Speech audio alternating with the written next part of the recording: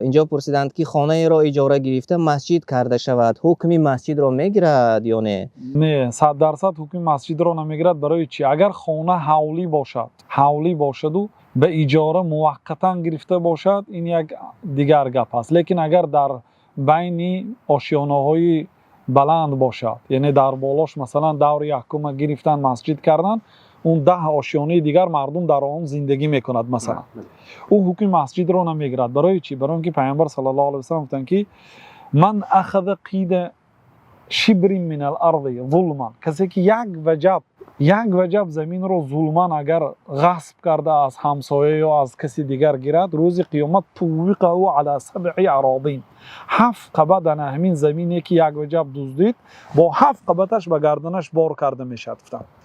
این حدیث دلالت میکند که هر جایی که مثلا برای مسجد جدا کرده شد، 7 قبط زمینش، 7 قبط بالایش تا آسمان از آن مسجد است. وقتی که شما آشیانه اول مسجد میکنید، در آشیانه دوم و سوم مردم زندگی میکنند، او حکم مسجد ندارد.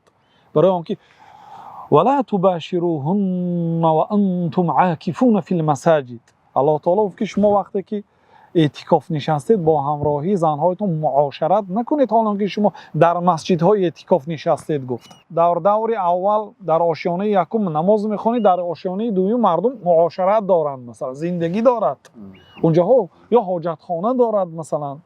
این حکم مسجد را نمیگیرد. و بعضی مسجدها را دیدیم که در مقصد از ضرورت باشد شاید، لیکن اگر مادامی که مسجد ساختنی باشد، حاجت خانه و طهارت خانه را از مسجد کمتر دورتر کنید تا اینکه 7 قبط مسجد تا آخر مسجد باشد.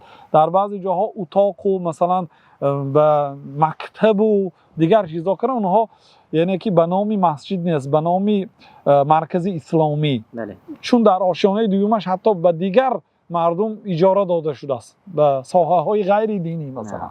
بنابراین اونجا حکم مسجد نمیگیرد. آیا در همین گونه مسجدها خواندن نماز جمعه فرض می شود به انسان؟ گفته پرسیدند. اگر دیگر جای جمعه خوانی نباشد، مسجد نباشد در نزدیکی ها، علل خصوص در دیاری مثلا غیر مسلمان ها، دیگر علاجی ندارن، همونجا جمعه میخوانند، اجازت از جمعه خواندن. خیلی خوب.